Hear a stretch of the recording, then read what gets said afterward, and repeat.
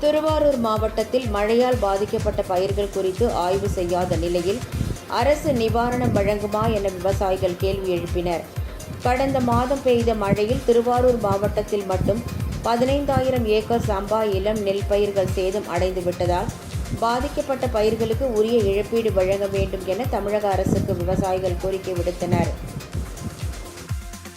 திருவாரூர் மாவட்டம் முழுவதும் தீபாவளிக்கு முன்னாடி 17ஆம் தேதி பிடிச்ச மழையில் ஏகப்பட்ட சேதங்கள் ஆனது. இந்த சேதம் பார்த்திங்கன்னா மிகப்பெரிய மழைன்னா வெட்டார் தூர்வாரப்படாதனால பார்த்திங்கன்னா எங்கே பார்த்தாலும் எழுத்து போச்சு. ஒராச்சேரி ஒன்றியம் முற்றிலும் சேதமாயிருக்கு.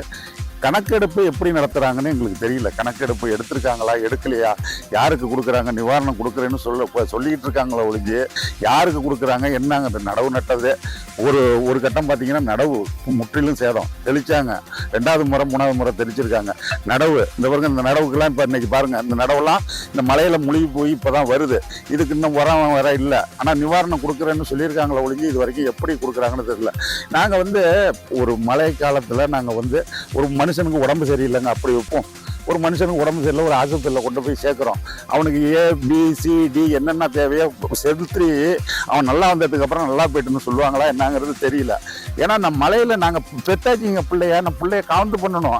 அதோட விட்டுட்டு வர்ற நாங்கள்லாம் விவசாயி நாங்கள். அந்த பாருங்க அரும்பு அடுப்பட்டு இப்போ தான் கொண்டாந்துருக்கோம். அந்த பயிர் தெரியுது. இன்றைக்கி உரம் இல்லை, நிவாரணம் ஒன்றும் கொடுக்குறாங்களா கொடுக்கலையாங்கிறது தெரியல. இதை கணக்கெடுப்பு முழுமையாக நடத்தி திருவாரூர் மாவட்டம் முழுவதும் ஏகப்பட்ட பாதிப்புங்கிறது இருக்குது. அதை எல்லாருக்கும் அனைவருக்கும் நிவாரணம் வழங்கணும்னு தமிழ்நாடு விவசாய சங்கம் சார்பாக கேட்டுக்கிறேன்.